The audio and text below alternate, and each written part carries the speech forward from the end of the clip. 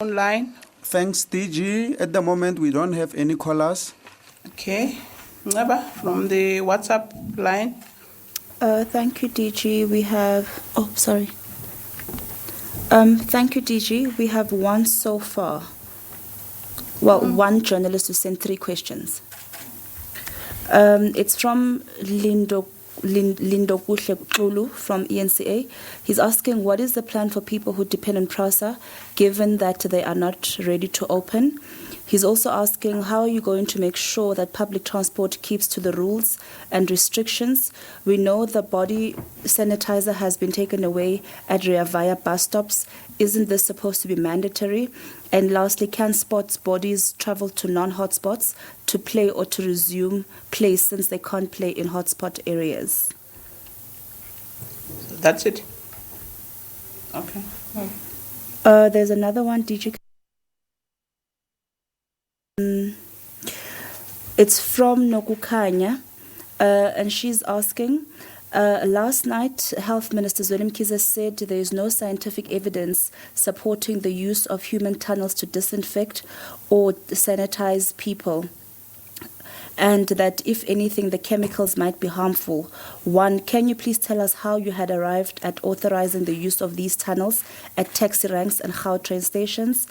And secondly, will you be issuing directives for the discontinued use of these tunnels? Unrelated to the above, from the same person, can we get an update on talks with the taxi industry? Has the department managed to establish a relief fund for those impacted by reduced operations? And the last question, DG, is from Thomas Litoba from it was a news editor at Kasi Voice Media. Minister spoke about permitted transportation of goods. Can you clarify if people will be permitted to travel from a province to collect goods from another province? Thank you. Thank you very much, Minister. Over to you. Oh. You will start out Okay. and the DM, you can add as well. Oh, you answer from there, yeah? Yes, we'll answer from here. Okay. Yeah, this is Yes. after the soccer match interview. So there it was ministerial.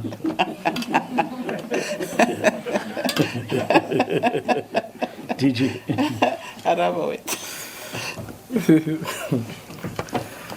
Thank you, DG, Minister and Deputy Minister.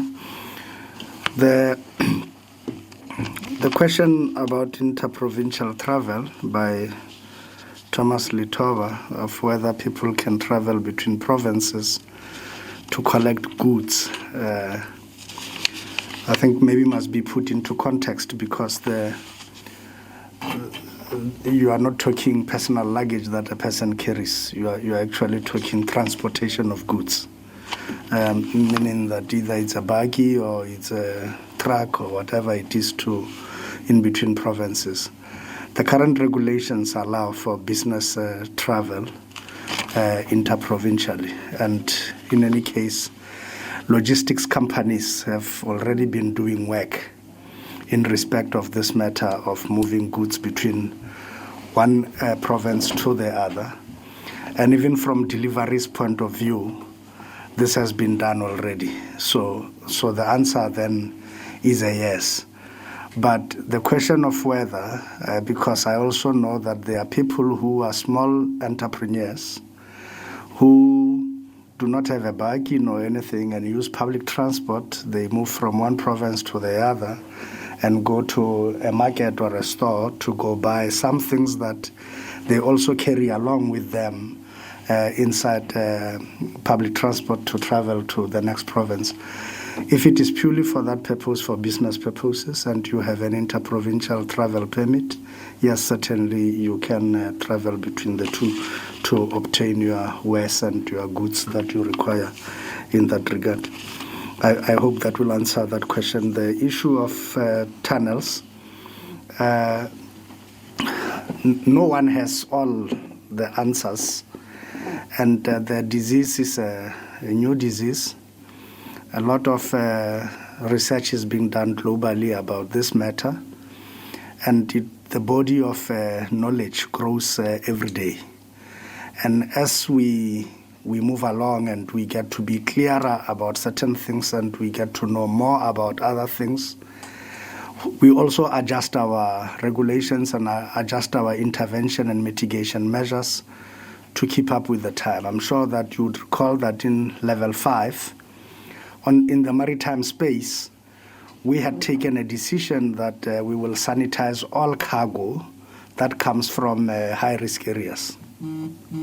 That was one of our main mitigation measures, that cargo coming from the listed countries by World Health Organization as being in high risk and also having a lot of infections was to be sanitized. But as research went on and we began to understand the lifespan of a virus on surfaces, and new research and body of knowledge came up to show that it would not survive lengthy journeys in the seas and the open seas and with cargo, we moved away from the requirement and we saved ourselves some money of sanitizing cargo that we know that having been in the open seas and having traveled for this long, by the time it arrives at our ports, the virus will no longer be... Thanks. Okay.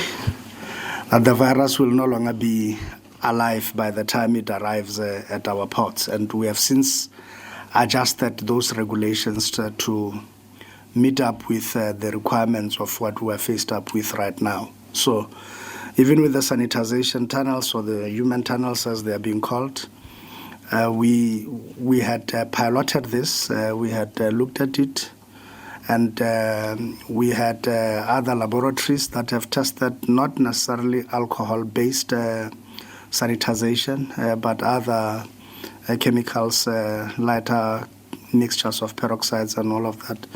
We had considered that, and we said let's pilot and let's test, because this, up until the World Health Organization issued its advisory, had been rolled out globally and not just here in our country.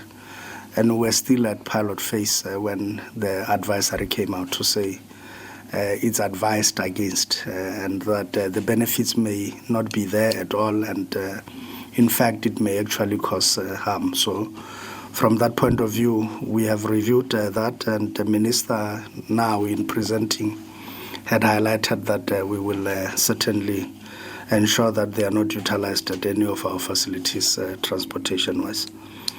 In as far as the issue of the traveling of sport bodies from one area to the other, this could be permissible considering the nature of the sports, because right now our counterparts in the Department of Sports, Arts and Culture have issued new directions that allow for non-contact sports to be played. However, those sports can still not be played in some hotspots areas that have been identified and designated. Can the can the play happen in non-hotspot areas? Certainly. Can athletes and the professional athletes that are allowed to go back to train in non-hotspot areas? Certainly, yes. So the protocols, however, of the movement of these people for that purpose is what we and the Department of Sports, Arts and Culture, we can resolve between ourselves. On the issue of the plan for the PRASA commuters who may be stranded as a result of the non-availability of public transport, the reality is that it will not just be only the PRASA commuters. Linda Gutlo will appreciate very well that other people, even during the window period that we opened when we moved from level 5 to 4, of people who were traveling between provinces to go back to their places of work, was only open for road-based travel and not necessarily other modes. And as you may know, it's quite a hardship if you were an employee working in Cape Town and you stay in Zingi, travel in terms of road travel and in kilometers, it's quite strenuous. But under the current conditions, these are not normal times, and we have to weigh the rights of citizens and the right to life being sacrosanct, as the minister highlights, and that will supersede all other rights. And if indeed the danger persists that PRASA, with all its challenges and with the network that is so porous and with vandalism that is rife because the network is simply unfenced everywhere, the lines are not ready to operate, and we're not going to take a risk, even under normal circumstances, even when there is no COVID. If the line was not safe to operate on, it shouldn't be operated, and therefore the last resort would be that there would be some hardships on commuters, not just train commuters, but also commuters of other modes. Even during the time of level 5 for essential workers who always relied on buses. When buses were not available, they had to resort to taxis. Obviously, the fares between taxis and buses are not the same. One is subsidized, the other is not, and therefore the fares may have risen and hardships may have followed. So there would be, unfortunately, some degree of hardships. We will look into what is being proposed and what can be done. But PRASA itself, as we have outlined over and over, and Minister has indicated, is a broken place we are fixing with the administrator now, and we are trying to get things right. They struggle with a serious cash flow problem and are in no position to make alternative arrangements for commuters. We, however, can be responsible and open the lines that are not ready. We have to ensure that first the lines are safe, and secondly that the mitigation measures will indeed become effective. We subject all of our modes of transport to the same rigorous tests to make sure that transport does not transmit the virus. The last issue on the taxi relief fund, should I address it, Minister? Yeah. Okay. On the taxi relief fund, we have made tremendous progress with the National Treasury on this matter. We have briefed Santaco, and we have also briefed the National Taxi Alliance in this regard on the progress we have made. It has taken a bit of time, but as you may know, this is new territory and new ground for us. We have broken really new ground in this regard, and we have made tremendous progress in the negotiations with Treasury. We believe we have now found each other about that matter, and that the processes of intragovernmental approvals are now taking headway speed, and we will, in due course, we believe that we would be done with the Treasury by next week or so, and Minister would be in a position to then make proper announcements in this regard. But the taxi industry is briefed. What we are working on now is the modalities of this fund. Thanks. Thank you. Do you want to say something, DM? Oh, No, I think the DG has responded to all the questions. Yeah. Thanks. okay. Ishmael, do we have, this is the last round. Thank you, DG. We have one caller on the line, Patrick from Fleet Watch Magazine. Over to you, Patrick. Okay, thank you. This is a question in the minister's speech. There was not much said about the freight industry, and I take it that's because there's not much change there. However, in terms of ongoing recovery, we're now in recovery phase.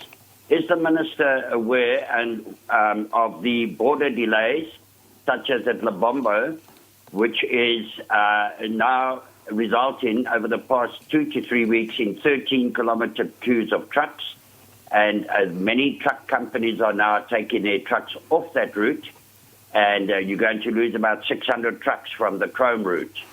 I have done some chatting around, Mr. Minister, and everyone is shifting the blame. South Africa blames Mozambique. Mozambique says South Africa. This question is put in terms of now the recovery phase. These are imposed extra security checks at the border, perhaps because of illegal cigarettes and alcohol and etc. But, Mr. Minister, that is going to lose this country about 150 million rand a week if the trucks pull out. Need serious attention. Do you know about that, and are you attending to that? My second question is regarding COF centres. The trucks, new trucks have been sold to essential service providers over the level 5 and level 4, but they have not been able to deliver them due to not being able to get temporary permits as you cannot put a temporary permit on a truck unless you have a COF. Is there any possibility, Mr. Minister, of prioritising perhaps a lane for the trucks to go through, because there are quite a few of them sitting in dealer shores, not being able to be delivered, and of course with the opening, the trucks are needed on the road. Thank you. Thank you.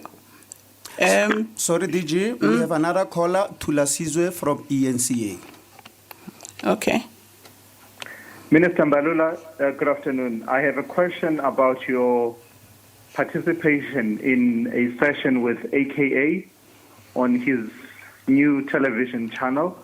I'd like to know how that was essential government business that needed to be attended to in that manner, in person.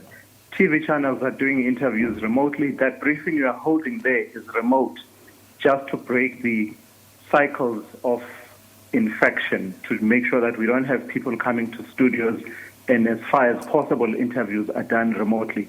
Was that essential government business, in your view, to be interviewed there at that particular stage? And also, let me suggest to you, the reason why you are not being questioned about it is that actually you are enjoying male privilege. If this was Stelandabeni Abrams, this would be a different conversation. Oh, God. Okay. Can we take then WhatsApp? Thank you, DG. Evelyn Morris from Caxton, Durban is asking, will the identification of hotspots affect transporting during the differentiated approach? Secondly, are learners going to boarding schools to be treated like other daily traveling learners? Then there's a question from Wonga Sekhai from Inkonjane FM. Can't the department at least avail buses for people who usually use trains? Trains are normally used by people from townships whom most of them cannot afford taxis. A related question on that one is from Sipho Steerman from the SABC. He's asking, why is PRASA not ready? What are the issues? And as we expect increasing number of workers to return to work, who is going to assist those who would normally use the metro rail? Diane Hawker from Newsroom Africa is asking, has there been any discussion with airlines or AXA regarding the cost of the new measures? Will airline pricing be capped or kept low to protect consumers? In this regard, is there a monitoring of prices for airlines? Can I take the last one? Yes, that should be. Okay. I think we're on second round. Yes, this is our second round. Yes, this is Yeah. Okay. Nadia from Nadver Firendwendach is asking, how many people are allowed in a private vehicle? Okay. Kobil. I have more. General. I don't know whether, Minister, we should take because it's supposed to be the last round. But do you want us to take more? Let's take them and Okay, continue. Okay. Jana Marks from Netwerk 24 is asking the Minister to clarify, what is the loading capacity for long-distance buses? The loading capacity for city buses is limited to 50%, and those going to the airports can only carry 70%. But the capacity for long-distance buses is not clear. Please clarify. Nazir from Glow TV is asking, will PVT lift clubs be allowed to transport kids or workers, and are they subjected to the same rules as public transport? Also, are traffic officers also bound to the 1.5 meter distance when stopping and questioning motorists? Leila from SABC News is asking, where are people flying for? Okay, where people are flying to Cape Town for business reasons going to stay, since hotels are not operational under lockdown level 3. Thomas from Kasi Voice is asking, how about essential workers? Let's say if you haven't seen your family since the beginning of the lockdown because you're an essential worker, then you are granted leave at work. what needs to happen? Can one travel to another province to see family if you're an essential worker who's not been able to see their family during lockdown level 3? Thank you. If I have 5 more, DG. No, I think if ministers are ready to take, okay, 5. 5. Okay. Evelyn Morris from Caxton, Durban is asking, will the identification of hotspots affect transporting during... Okay, this answer, I did ask this question. Sorry about that. Simon Maluleke from Univen FM.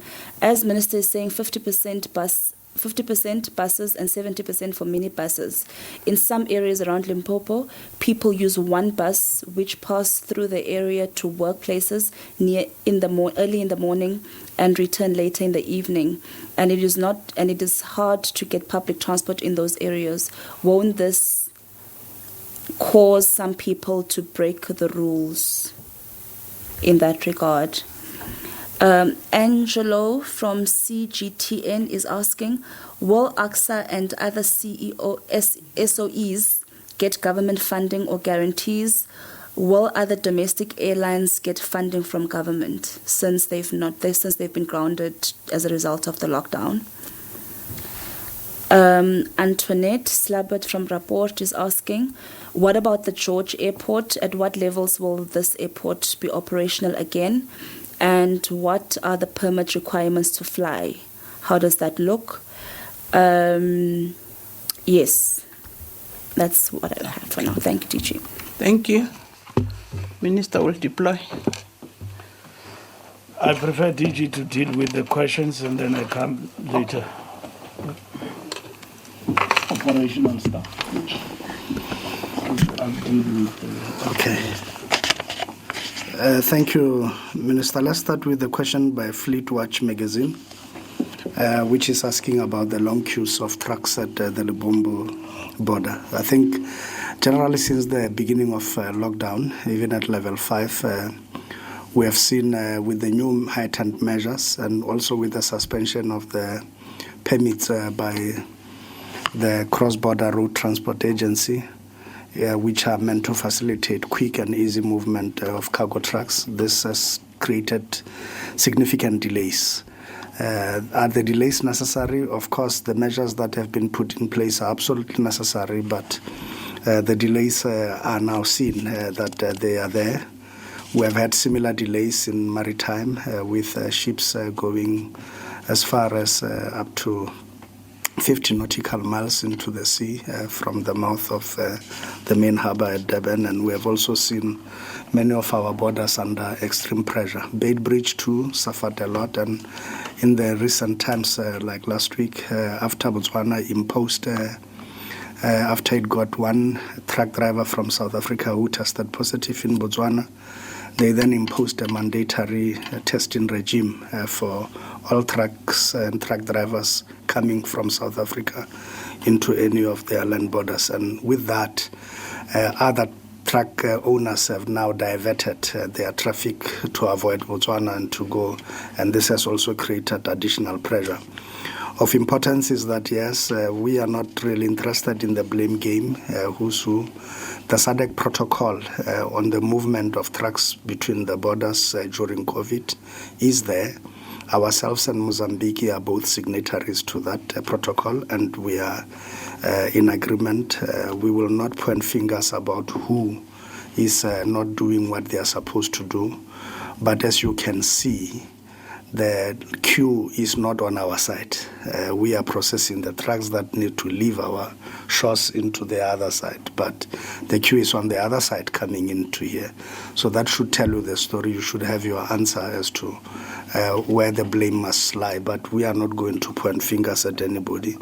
We are aware about this. We have directed our Cross-Border Road Transport Agency to deal with the matter. They have been in contact with their Mozambican counterparts, and we are also looking at cross permits. One of the things that you know is that our trucks, it's registered in South Africa, which deliver goods across SADC countries. When they enter those SADC countries, they are made to pay permits, which we to pay fees and tariffs that we are not charging ourselves. that will change. Together with the Treasury, we are working on imposing those tariffs as well to do the same thing that they are doing to South African businesses elsewhere. We are simply reciprocating. And we hope that this measure will level the playing field and ensure that we treat each other on par as neighbors in the region. On the issue of the CEO of centers, we acknowledge this. This is a challenge, and that's why we're working hard to fast-track this. And the question was, will we prioritize trucks? We will do so. We have already agreed with the Road Traffic Management Corporation, and we will add this new centers we're opening now, the DLTCs, allow also for bulk. Truck owners, dealerships that sell cars, everybody and so on, will have a fast-track lane to process permits and all what is required when they do open on the 1st. So yes, we will provide for a fast-track process to assist with the delivery of the trucks and to ensure that the trucks are permitted. And if you were asking whether we can also put a temporary thing without a CO. The regulations don't provide for that now, but we, like I'm saying, we will seek to fast-track the actual issuing of permits instead of focusing on temporary permits. On the issue of the question by Sipho Stirman as to why PRASA is not ready, infrastructure. PRASA's infrastructure and the corridors are quite porous. They are porous. They have been like this ever since they have been built. And where we have put fencing before, that fencing has been removed. It is for this reason now that during this month of June, PRASA will be going to a tender to try and close some of the corridors. We are starting with the high-impact corridors that carry the most of the volumes, Mabopane to Pretoria, as well as the central line in the Cape that goes to Krisani, Kailicha, those areas, and right until Cape Town. So there we want to build high-end concrete walls, 8-meter high, with all the security that's necessary to make sure that it is a deterrent for anybody, first, to enter the rail reserve, but secondly, it's also a deterrent for anybody to try.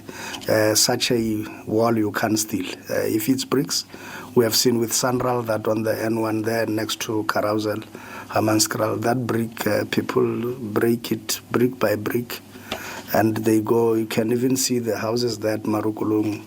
Some of them are built with exactly the same bricks that have been taken from the wall that separate cars, and you can imagine the danger of and how many derailments have happened as a result of things that are put on the rail reserve. So that's exactly what we're trying to prevent. With it, it will provide for protection of essential infrastructure within the corridor, which is critical to safety and to safe operation of trains. Signaling systems, the pairways to ensure that derailments don't happen, electrical equipment which is being stolen by syndicates for copper.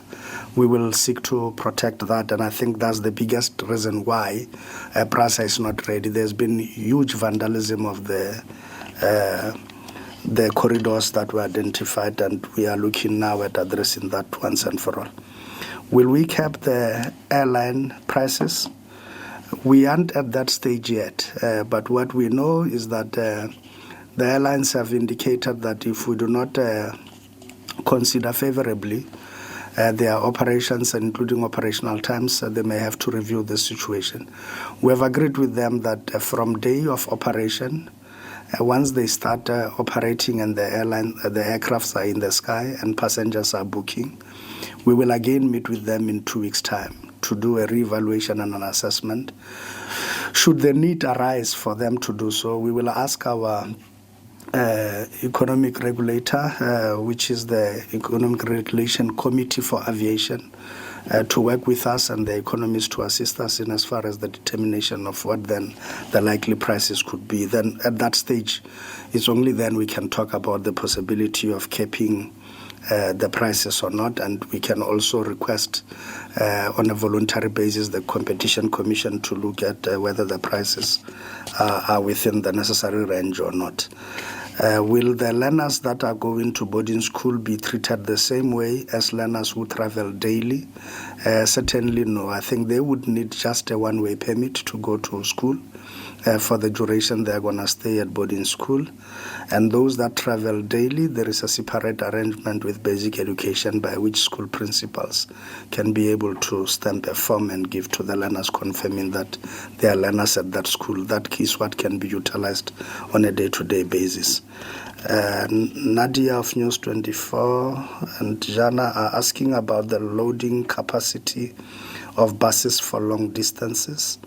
That loading capacity is at 50% for buses. That's where it is at. During the window that we had opened for interprovincial travel from level 5 to 4, we had allowed for a loading capacity of 70%. But the challenge with buses is that the configuration is never exactly the same. And if you were to compare a BRT bus where standing capacity is much more higher than the seating capacity, and you were to contrast that between a Greyhound bus, as an example, or a Translux, that would give you a different configuration in terms of the seating arrangements. And therefore, the issues of the compulsory 1.2 meter distancing of passengers becomes the key issue, depending on what the seat configuration is. And therefore, the safest loading capacity comes at 50%, considering the different configurations that are there. Will the private lift labs be allowed to operate, and will the rules be applicable to them? Yes, they should. They can operate. However, the rules apply to them. The same rules that apply to minibus taxis and to every other form of configuration of transportation comes into being, and that will be applicable to them as well. And therefore, should they be found that they have packed children like sardines, the law will take its course. The traffic officers are not immune to COVID-19.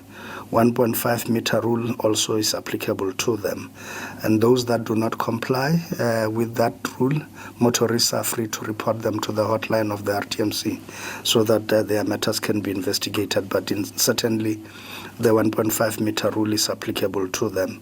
And shortly hereafter, they will also not just be checking your license and disc and that.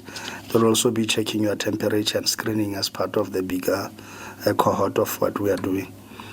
Leila is asking about flying to Cape Town. Where will accommodation be found? The intent here is for a business meeting and for you to go in and out. Because accommodation in level 3, remember we are talking limited domestic travel. This is not a free-for-all. The regulations are quite clear that travel for leisure, for business, and that is not allowed. And that answers the question of Thomas from Kasi Voice, who's asking whether to travel to see family members is allowed. Unless the members are seeking medical advice and maybe it's your old grandmother who needs support and assistance and you are the only person who can assist and who can do the work, then so be it. But generally, you would need to apply for a permit and you would need to follow the regulations as they are there in this regard. There's been a question about the lack of transport in rural areas, and therefore in towns where one bus goes to town and wait and then comes back with the same people back there. If you say 50% loading capacity, it takes half the people, and how do the other half of the people end up going to work? Yeah, this is a challenge. It is because there is reduced capacity of vehicles in terms of their loading capacity, and therefore that will remain a challenge that we are looking at.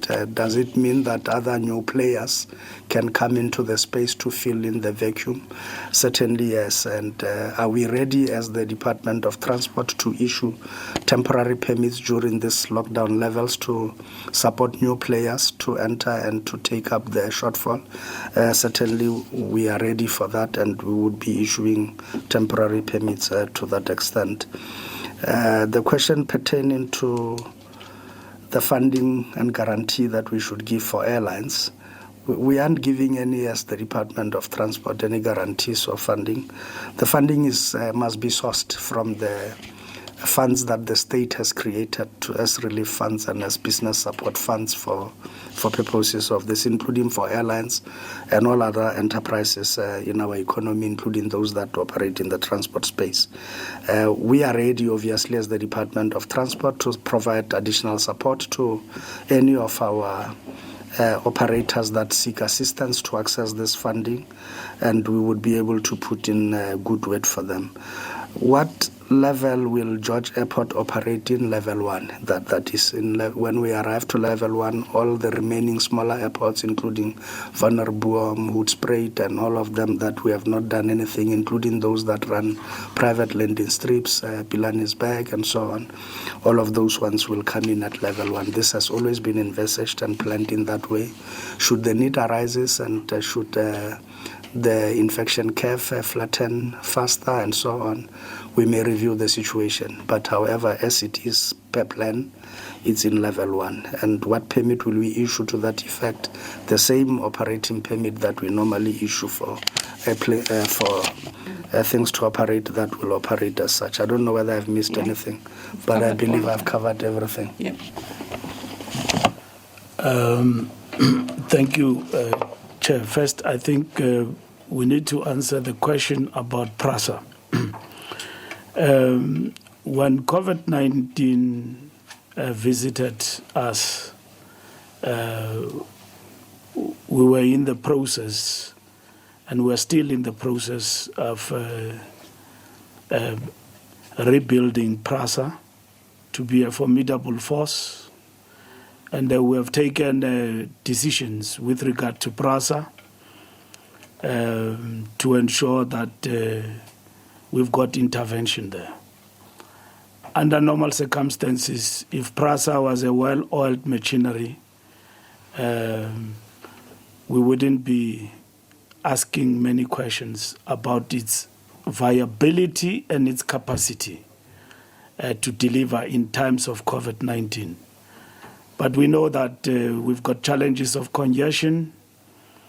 We've got a whole lot of challenges that in terms of the safety measures, if we don't pay attention to that, we will run a service that will simply become a transmitter. And we are not ready to do that. We can do it by tomorrow and run it and all of that, but it's not going to answer to what we want to achieve as a nation and the tasks we have set for ourselves and what transport has been asked to do, to play a part in the reduction, informed by the overarching strategy of readjusted risk and then also phased-in approach. So we believe, based on our own work and our own assessment, we're not hands-off. I mean, we are hands-on in terms of PRASA, and based on that assessment, we came to a conclusion that we can only open rail services from the 1st of July, which is what we'll do. And we are quite impressed equally about the work that has been done. But we must also hasten to mention that the PRASA rail network has been looted left and right.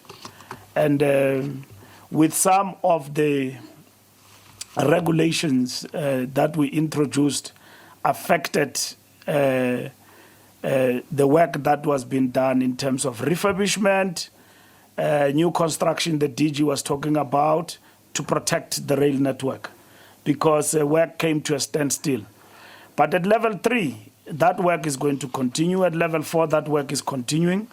And the beefing up of PRASA, addressing issues of governance and the necessary capacity of men and women with knowledge and capacity to run PRASA to be something that is supposed to be a railway service at the disposal of the people of South Africa, run by efficient brains of men and women who've got the capacity to run that particular place, technical know-how and all of that. Just yesterday, we introduced, we saw that they finished the employment of top executives. That place was depleted to the ground. And that is why it's characterized by the new administrator to quote him as a broken place. So we are very confident that that service will come to play. We don't want to risk the workers. At the same time, there are people who are working there. We've got many people who are affected by COVID-19 at PRASA and also in the rail sector as we speak. So we can't risk our people and workers coming to work at the same time, not protected and all of that. So the work that has been done, evaluated, will take us to the 1st of July and we'll be able to open up for this particular service. The point about relief fund, we have said in the beginning is worth repeating. In principle, government have agreed to support financially the taxi industry. And what we are dealing with now, just to amplify, is the modalities. Yesterday, I briefed the taxi industry about that. And in the next coming weeks, we'll come back once those modalities are finalized to basically address that. Of course, the taxi industry is hard hit, like all other industries. The bus industry also, those who are not beneficiaries of the subsidy. Yesterday, I had a long discussion with the bus industry and about the measures of relief they themselves qualify for that have been announced by the president. But the taxi industry is hard hit, particularly in long distance. It's been totally shut down. And those are issues we are attending to and that we're looking at as to what needs to be done to alleviate the situation of the industry, which is very important for us. We are happy overall with maritime. We are happy. We are happy with aviation, 100% happy. The devil is in the detail in terms of implementation. From Monday onwards, we'll be looking at operations. It doesn't mean on Monday, probably the first flight will take off. There are processes. Monday is the first. It means aviation, domestic flights are open but limited. We have explained to you which are the lines that are going to be open. Even in that travel of the domestic limited service, it does not mean it's wonke. Everybody is free to fly up and down. It's business. You can fly to Cape Town, but where will you sleep? So business, you will fly and do all of that, but we will ramp up because this is a process of opening up the industries. Remember what the president said and the advice we got also from the scientists, because this process is driven by scientific, support. They said, shut down like everybody, but when you open up, don't open like you shut down. When we shut down, we said on this day, within 72 hours, the president announced, wherever you are, stop. We're no longer moving. But when we open up, we can't do that. That's why we adopted a phased-in approach from 5 up to level 1. But we forget quickly, and we fight over things like cigarette and insult people like Minister Nkosazana for cigarette and then for alcohol. We fight over those things. Because but we arrest them every day with drunken driving during the lockdown. So many drunkards we arrest here. Where do they get the alcohol? They are getting it underground. We know all the features of alcohol ban. What does it mean? Alcohol, what it does to us, we know. But we equally know economically what alcohol does to the economy, equally with cigarette. And we know all the ills of alcohol. We know that South Africa is not a country that can be like other countries where there is total alcohol ban. There are people and groups who advocate for total alcohol ban. But it won't happen in our country. It won't. That's why it is regulated. But in how it is consumed by our people is what must be controllable. COVID-19 is a good story for alcohol consumers. We know that we are a nation of alcohol abusers. Asibuki siyabutyabula. You know, outsama, you don't leave a place till they say siyavala manje. You go all out, you know, with your money, buying, abusing. And you don't have to do that. You just have to have it nice. Kancane nje. Nice, nice. And go. They undermine the law. They drink and drive. They produce fatalities. It's a mess.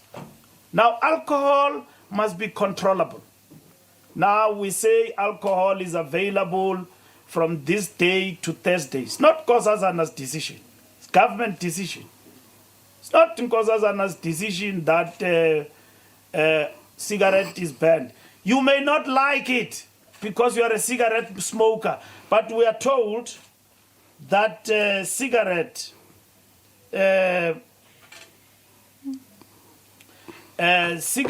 DG, you want this there, you will clarify that issue. It's an important issue, which we must clarify because they are asking a question about airlines. So DG will clarify. Now it's disturbing my flow because I'm explaining this. Because cigarette, other people don't like it. And industry players, people who make money out of smokers, out of people smoking, don't like it. Now we say no smoking because we are told this invincible enemy, it affects respiratory organs. And cigarette will be the biggest, faster contributor to death. And that is why it's discouraged. Simple. You disagree with that, go and argue with the scientists. They themselves are not even sure 100% what is this coronavirus. Who are we to argue with them? I can't sit here and argue with Professor Dr. Karim. President Ramaphosa did not change overnight and change from Ramaphosa, the politician, the president of the country, to a virologist or a epidemiologist and become this big guy who wants to argue with scientists. No, he has kept the distance and allowed them through Dr. Zweli Mkhize to advise government on these issues. Now, when they argue among themselves and they don't maintain the decorum, they are affecting the fight. It's not good that Glenda fights with so-and-so, does not agree. It does not amuse us. We want them to come to us and advise government. I can't feature even an op-ed on that discussion. I don't qualify because it needs scientists. Our approach is scientifically driven. We were told, otherwise, if it was us, according to us, we would have opened up. They say it in other countries. Why do you open up the economy when the spike is going up? We never said that flattening means that coronavirus will not come. We said when it comes, it is going to come. President Ramaphosa said that on no uncertain terms, that the worst is yet to come. How can we forget so quick? But when it comes, it must find us ready. Whether or not the places of worship to open, it is right or wrong, it is something that is not cast in stone. Nothing in coronavirus, including its regulations, are cast in stone. This is not an emergency to oppress people, to showcase that government is strong, the state have showcased its capacity. We are able to deal with things quicker and faster. People don't have water, we've been able to deliver quick and fast, thanks to coronavirus. And these are things that we must run with going forward. But at the end of the day, nothing is cast in stone. If government makes a mistake by opening up churches and all of that, and so on, and churches themselves are saying we are retreating, it is the churches that say so. And a good contribution to the fight against coronavirus, and we actually appreciate at that particular point.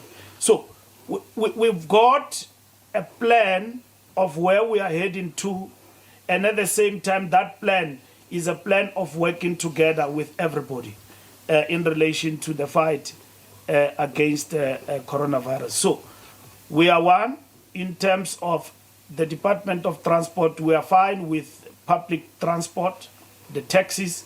I know our people are complaining that taxis are doing overload. Some of them, they undermine 70%, but we're still there. It is 70%. At some point, we are going to come to interrogate 100%. Sis Pumla, we did come with 100%. And we were gobbled up by the taxi industry, by our people. No, you can't. And indeed, we can't. We couldn't, because there's no science in that. And when we went to scientists, they said, you are undermining social distance. Social distance is difficult. But now, putting on a mask in a taxi and meeting with people, it's very difficult to use this mask, because some of us and many others have bad breath. So once you put this thing, you meet it face to face, the bad breath here. You see, and it's not nice to put on a mask, but we've got to put it on. The mask has got to be on. When you meet people and mask and all of that with bad breath, because it is sickness and all of that, but the mask has got to be on. Because if it is not on, I'm going to affect Alec, I'm going to affect medical aid this side. Now, when you speak and you meet with people, you've got to get all the time to defend yourself, like I'm speaking now. DG's mask is on. The Deputy Minister's mask is on, because I'm speaking. Once you start speaking, I run. Mask on. It's got to be on. The mask has got to be on. There is a reason for that mask to be on. So it's mandatory. So it does not mean anything. We are told it must. So everybody, I've been to the townships. I've been to the suburbs. I've seen people shopping with their masks on. I've seen them running with a mask. I can imagine how it is to run with a mask on.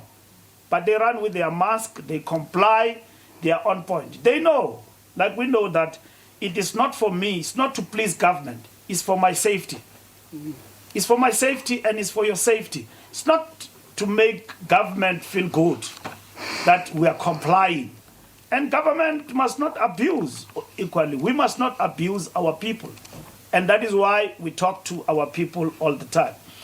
And my last point I wish to raise, which was raised by the journalist Tula Sizwe. I think Tula Sizwe's question is both mischievous and sensational.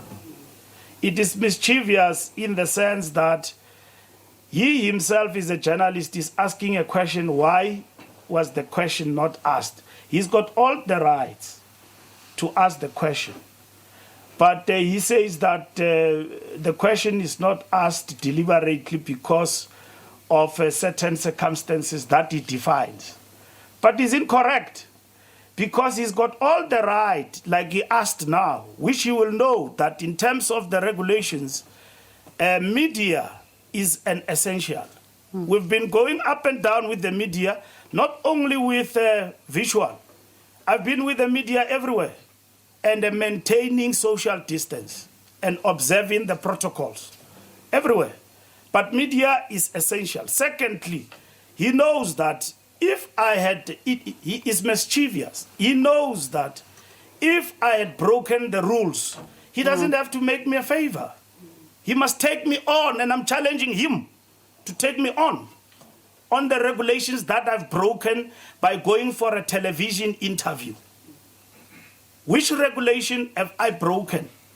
Because I've gone to studio for people who conducted an interview, and of which production houses have been allowed to produce films, people to go back to work. That's why the Fergusons and the Queen and all of that, I'm sorry, Generations and all of that, because we're on SABC, are back because production houses are back. So that is it. So I responded to an interview to ask me, was it work or what?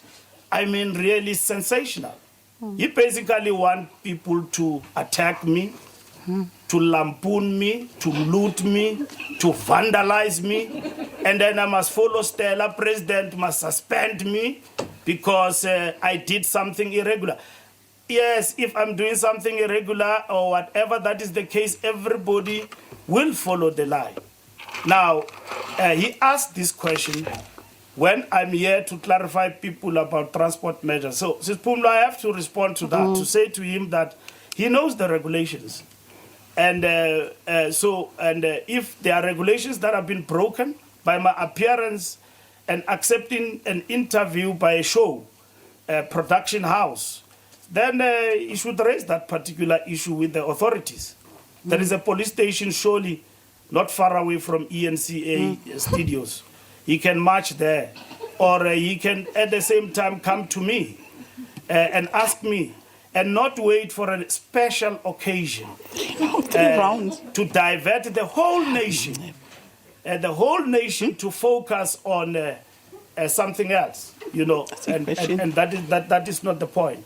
So I'm characterizing it as both mischievous and at the same time sensational in a way. We are ready with level 3 on Monday, and we want to thank our people and industries, and we work very hard through the Twitter account. And don't cut me, I needed to clarify that man. Tula Sizwe is very important because he asked the question. So that is it. Now, we are ready with everything. DG, I don't know, you had something very important that was asked to you that you needed to clarify for the service to our people, DM. We are ready to answer questions in the social networks. We will be going to the airport to showcase to you how the safety measures will apply. We are consulting with the industry all the time. We are improvising. My last point, Mrs. Pum, is about the sanitizers and all of that, the booths. I went to Gautrain, and Gautrain said, the CEO explained, Mr. Dex, that we are doing a testing of this, and we want to check whether it is effective or not. That is the tunnel, the booth. So there's never been anybody contracted by the department or any of our entities. And our colleagues in Gauteng also went to, and I also went to Rea Vaya. They intended to install these tunnels. And I must say that on my Twitter, hey, I've never seen so many entrepreneurs with brains who are able to do this. So they must move from tunnels. Now they've had. Tunnels are illegal. Move to something. Bring some innovation. We need innovation that we will implement at all times in the fight against coronavirus in places like train stations, in places like airports, where you don't have to stand in a queue. You just go sanitize your hands and pass. That's what we need. We need innovation. So even to myself, these booths, they look, like Magoya, real stuff. But now Pudzweli Mkhize, the doctor, and who, they say those things are illegal. But we don't have a tender at transport for booths. DG was doing his own investigation about whether they will work with health. Now the order has come. They can't work, okay? And then even in Gauteng, as far as I'm concerned, but there are other industry players like in malls. I've seen certain malls have already instituted these tunnels. But like DG says, we use everything. So if we are advised discontinue, that will be discontinued. We'll look in a different direction for things that will actually work as we combine and intensify our fight against coronavirus. Thank you very much. Thank you very much, Minister. I wanted you to clarify that question that I thought it's important. Okay. Thank you, Minister, and thank you, DG. There was a inquiry, not an inquiry, actually an alert that the headlines of ENCA are actually suggesting that we have opened international airports. This may be misleading to international airlines because they will start now making inquiries about whether they can fly to South Africa or not. I think that headline needs to be corrected to say for domestic purposes so that it's quite clear. Otherwise, we are just creating an unnecessary influx of calls and work for our entities. Thank you very much, DG. And unfortunately, we're going to have to leave that briefing there. Speaking currently, as we cut out, was the Director General of the Transport Minister, in the Ministry of Transport, Alec Moemi.